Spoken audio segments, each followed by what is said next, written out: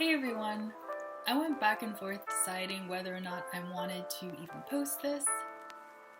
Here we are.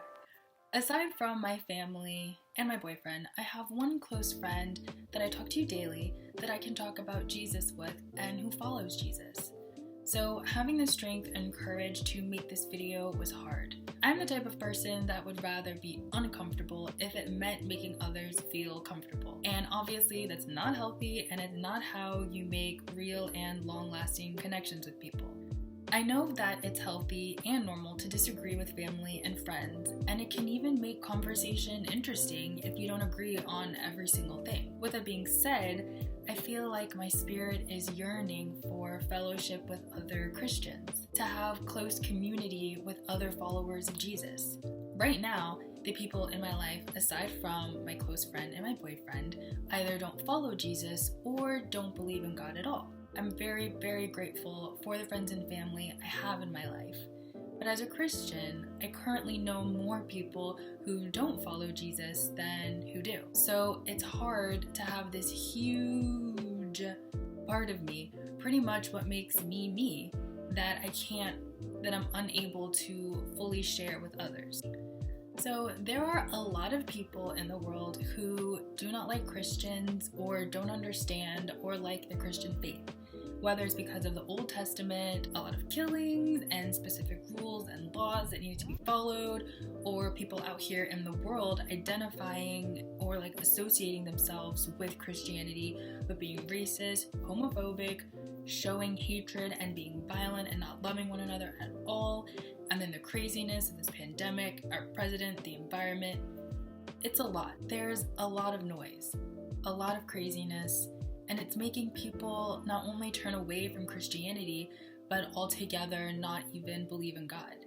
And that makes me really sad. So I felt in my spirit that I should come on here and hopefully speak to at least one person who maybe feels the same way as me, that it's hard to follow Jesus, but choose to anyways, and to connect with at least one person or something. Despite all the craziness and negativity going on in the world, I still choose to follow Jesus and have faith in him because he gives me hope.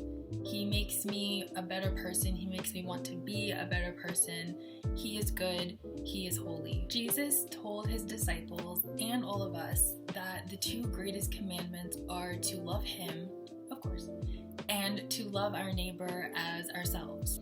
Jesus helps me to not judge others, but to instead be loving, be salt and light. And interestingly, with that piece, I thought it meant to be strong and because salt by itself kind of makes you go, it doesn't taste sweet to me, at least. But actually, salt means when it's added to dishes. So apparently salt enhances the flavor of dishes and makes it taste better. So Jesus wants us to be that kind of salt. And that's so amazing. But anyways, he wants us to be that way even to those who we feel don't deserve it. To be gentle, to be kind. And I cling to that more than ever now. From my point of view, it feels like the community of followers of Jesus is becoming smaller and smaller. To follow Jesus is not perfect. It's messy. It involves practicing love, striving to be like him, putting others before ourselves, and not judging and not being hateful, not being mean, not being racist, homophobic, or fearful of people who aren't like you. It's putting him above everything. It's not easy, but his grace and gift of salvation is what makes it possible and freeing to be imperfect and flawed, but still a believer and still a follower. And Jesus actually called out keepers of the law because they held it above showing love to their neighbor. Jesus spent time with everyone, those who believed in him and those who didn't. And that's the example of how we should be. Paul says in 1 Peter 4 verse 8 that we are to love one another because love covers over a multitude of sins. That's one of my favorite verses now. It is so powerful to me. Does not show hatred and isolation and judgment to people who do wrong or who aren't living how Jesus wants us to live.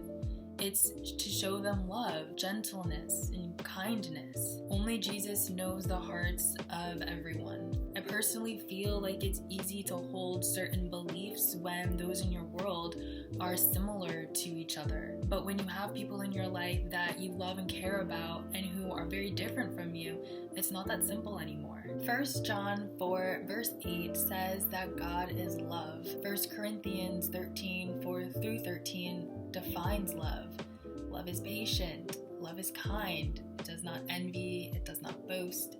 Galatians 5 verse 22 through 23 tells us the fruit of our spirit is love and joy, peace, patience, goodness, kindness, faithfulness, and self-control. Like, this is what it means to follow Jesus and to have his spirit dwelling inside of us. This is what it's supposed to do for us. And having faith in all of that is a huge part of following Jesus, and it's not easy. Hebrews 11:1 defines faith as confidence in things hoped for, the evidence of things not seen. My faith in Jesus leads me to want to do better and be better. That was a lot, but it was on my heart for quite some time, and I finally decided to share it. I hope this wasn't complete nonsense. Love you all.